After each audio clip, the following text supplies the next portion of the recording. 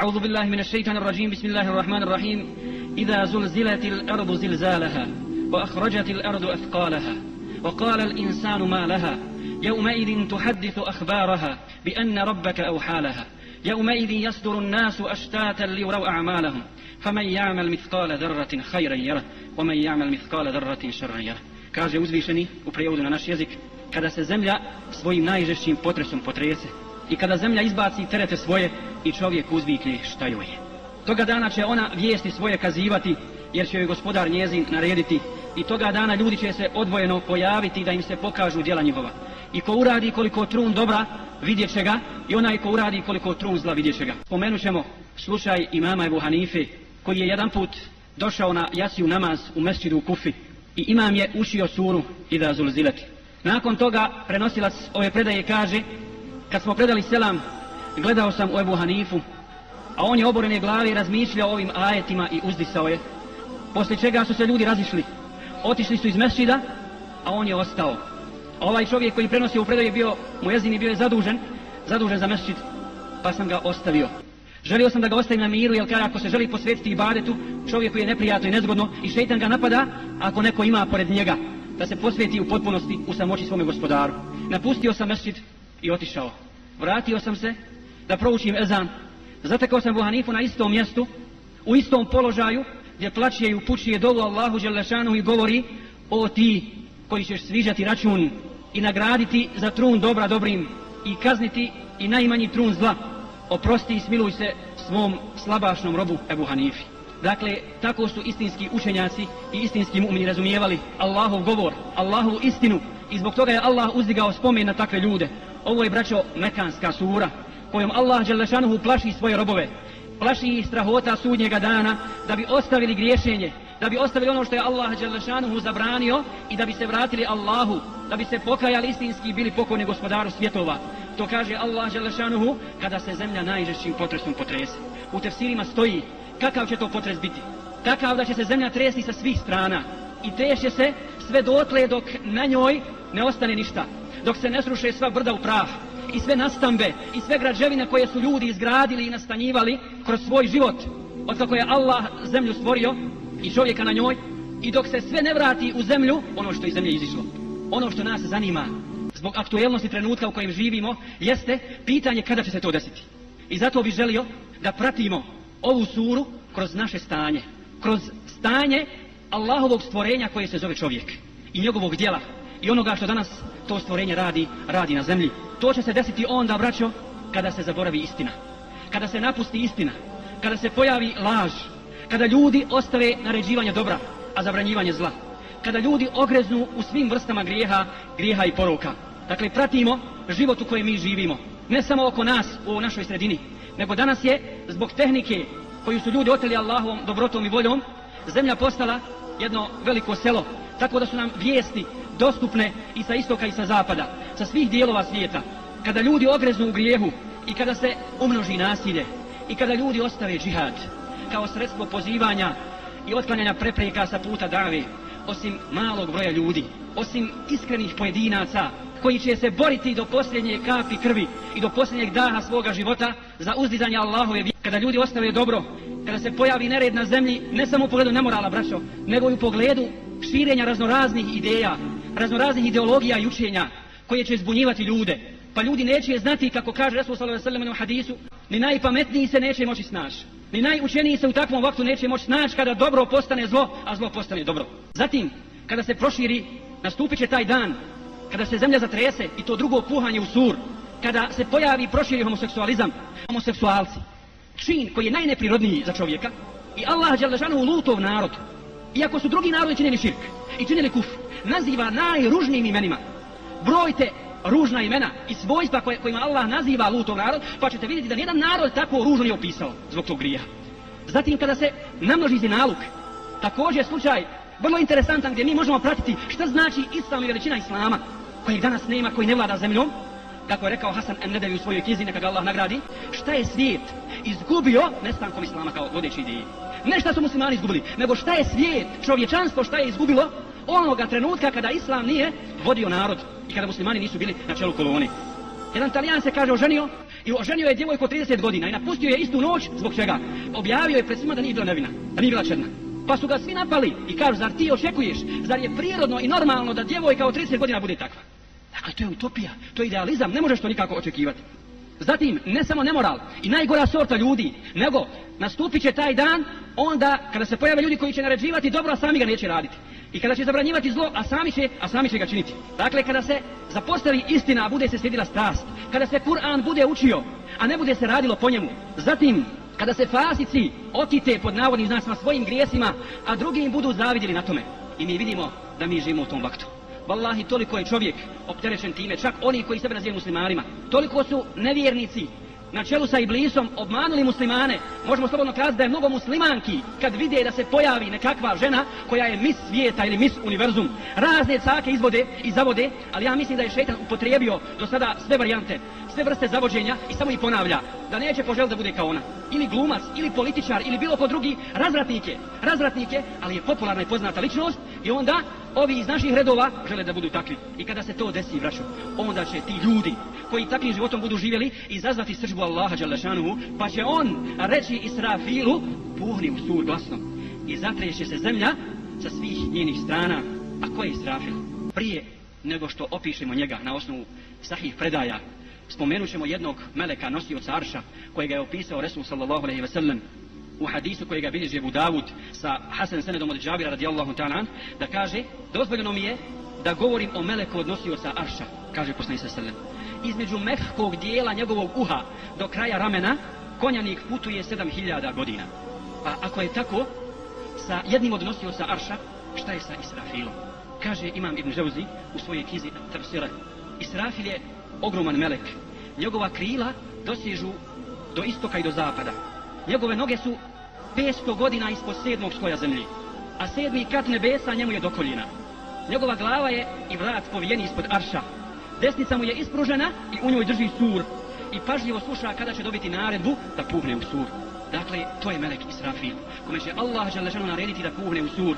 Kao što bilježi Ahmed hadis od poslanika sallallahu alejhi ve sellem da su ljudi često puta kada bi vidjeli zabrinutog poslanika, reci mu što si zabrinut, pa kaže poslanik sallallahu alejhi ve sellem kako da uživam ili kako da ne budem zabrinut kada je melek Israfil uzeo suru svoju desnicu i podigao čelo i sluša i čeka kad će dobiti naredbu da puhne u sur. Kada Israfil puhne drugi put u sur, kako će stanje biti ljudi na zemlji? Ljudi će biti u gafletu i u nemaru, kao što su danas. Jedni će biti u svojim kućama, mnogi će biti u kafanama, orgijat će, slušat će muziku, drogirat će se, veselit će se. Mnogi će biti na koncertima raznih čolića i ostalih zabluđivača. Mnogi će biti na fudbalskim utakmicama i divljati ko divlje zvijeri i ponašati se onako kako ne dolikuje razumnom biću kakvo je čovjek. Mnogi će biti za sofrom jesti, ali neće uspjeti svoj zalogaj donijeti do usta, a nastupit će taj dan. Mnogi će razgovarati sa svojim prijateljima, ali neće upotpuniti riječ koju je započeo i izustio, a nastupit će taj dan. Sva stvorenja će umrijeti, čak i meleki na 7. nebu. Ostaće samo koji meleki? Ostaće Džibril, Mikail, Israfil i melek smrti. Pa će Allah dželle šanuhu narediti meleku smrti da usmrti ova 3 meleka. I kada ih usmrti, kada im uzme duše, upitaće Allah dželle šanuhu meleka smrti ko je još ostao. Pogledajte kakvu snagu je Allah podario melekima. Kako su to ogromna stvorenja. Pa kada Allah upita meleka smrti ko je još ostao, reći će, ja Rab, ti znaš da je ostao još tvoj slabašni rob, melek smrti. Pa će mu Allah reći, sad ćeš ti kušati ono što su drugi ljudi kušali od tebe. Okusit ćeš smrt. Otiđi između dženneta i džehennema i umri. I pustit će takav krik, kako stoji u predaji, da Allah prije toga nije usmrtio sva stvorenja. Svi bi umrli od strašnog krika. Ostaće nebesa i zemlja prazna od meleka, džina i ljudi. Pa će Allah dželle šanuhu pogledati na dunjaluk i reći će, o dunjaluče, gdje su tvoji stanovnici? Gdje su brda? Gdje su rijeke? Gdje su blagodati? Gdje su vladari i njihovi sinovi? Gdje su silnici i sinovi silnika? Gdje su oni koji su jeli moju nafaku i uživali u mojim blagodatima, a obožavali drugi umjesto mene? I reći će, limenil mulku lijevm, kome je danas vlast? Pa kad ne dobije odgovor ni od koga, jer ne ima nikoga osim Allaha dželle šanuhu, sam sebi će odgovoriti i reći, lillahi l-vahidil qahhar, Allahu jedinom i svemoćnom. To je komentar samo jednog ajeta iz sure Zilzal. I kaže Allah, wa akhrajatil ardu athqalaha, i kada zemlja izbaci terete svoje. A koji su to tereti zemlje?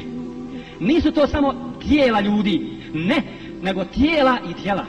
Bilježi Muslim od Ebu Hureyre da je rekao Rasul sallallahu alejhi ve sellem: iz zemlje će izaći sve što je u njoj i doći će ubica i reći ubio sam toga i toga zbog toga i toga. Doći će onaj koji je kidao rodbinske veze i reći će prekinuo sam rodbinske veze zbog toga i toga. Kradljivac i tako dalje i svi ostali griješnici i svi će nositi na svojim plećima svoje grijehe, kako kaže uzvišeni u suri An'am: وَهُمْ يَحْمِلُونَ أَوْزَارَهُمْ عَلَى ظُهُورِهِمْ أَلَا سَاءَ مَا يَزِرُونَ. I svi će nositi na svojim leđima svoje grijehe, a loše li je to što će. Sjećate se zemljotresa u Turskoj? Koliko je traju? U 2 navrata po nekoliko sekundi. A vidjeli ste kako ljudi govore i šta kažu? Kako opisuju taj događaj? Osjećali su kao da će to vječno trajati. 5 sekundi, 15 sekundi. Lako izbrojati, brzo se izbroji. Ali ljudi su osjećali da to traje vječnost i da neće nikada stati. Čak su i zulumčari, najveći zulumčari koji se bore protiv la ilaha illallah i zabranjuju islam u toj zemlji, traže da se upušuju dove Allahu dželle šanu da to stane. I sjetimo se riječi uzvišenog samo u prevodu, a kamoli na arapskom koji su Arapi dobro poznavali kada su sišli ajeti gdje Allah kaže kada sunce sjaj izgubi i kada zvijezde popadaju i kada se planine pokrenu i kada steone kamile bez pastira ostanu i tako dalje. Allah nastavlja i kaže i kada se nebo ukloni i kada se džehennem raspali i kada se džennet približi, šta? Tada će alimet nefsum ma ahdarat, svak saznati šta je pripremio. Ako je dobro, biće mu dobro, ako je zlo, biće mu zlo. Kaže uzvišeni dalje: وَقَالَ الْإِنسَانُ مَا لَهَا. I kada čovjek rekne šta joj je, šta je u ovoj zemlji, šta se desilo s njom, zemlja više nije zemlja, nebesa više nisu nebesa. Kao što kaže uzvišeni, toga dana ćemo zemlju zamijeniti drugom zemljom i nebesa drugim nebesima i oni će se pojaviti pred Allahom jedinim i moćnim. يَوْمَئِذٍ تُحَدِّثُ أَخْبَارَهَا. Toga dana ona će svoje vijesti kazivati. Šta će kazivati zemlja, braćo? Kazivat će za svakog insana muško i žensko i svjedočiti protiv njega i reći će: zar nisi toga dana uradio na tom mjestu taj grijeh? To je veliki dan. Zatim će se vagati djela i kaže uzvišeni: ko uradi trun dobra vidjet će ga, ko uradi trun zla vidjet će ga. O ovome je pitala Aisha Rasulullah sallallahu alejhi ve sellem. Pitala je: ja Rasulallah, hoće li se čovjek toga dana sjetiti svoga prijatelja? Kaže Aisha: neće se sjetiti vallahi na 3 mjesta, u 3 trenutka. Koji su to? Prvo, kada se budu vagala djela, tada ćeš zaboraviti na oca i na majku i na sve prijatelje koji si imao. Gledat ćeš samo šta će prevagnuti, dobro ili zlo. To je prvi trenutak, a taj trenutak nije kratak. Drugi trenutak je kada se budu dijelile knjige, tada ćeš zaboraviti sve druge. Gledat ćeš u koju ruku ćeš dobiti svoju knjigu. I treći trenutak jeste kada se pojavi vrat od vatre koji će izići srdit i govoriti: dužnici su mi trojica, svako onaj koji je širk Allahu činio. Zatim onaj ko nije vjerovao u obračun, onaj ko nije vjerovao u obračun i nije vjerovao u ovaj dan, i onaj koji je bio zulumčar, svaki nasilnik. Zato neka znaju zulumčari, neka znaju nasilnici, neka znaju pokvarenjaci i oni koji prkose iako su slabi Allahu dželle šanuhu na zemlji i koji druge zavode da je mjesto za njih određeno, a teško i bolno je to mjesto. Zato o ljudi, ovo je velik dan i ovo je težak dan i niko od nas neće biti, a da neće razgovarati toga dana sa Allahom bez prevodiosti. I kuda se god okrene, neće vidjeti ništa osim svojih dijela. Ako se okrene desno ili lijevo ili nazad, vidjet će samo ono što je uradio. A ako se okrene naprijed, vidjet će vatru. Zato kaže Rasul sallallahu alejhi ve sellem: čuvajte se vatre makar sa pola hurme.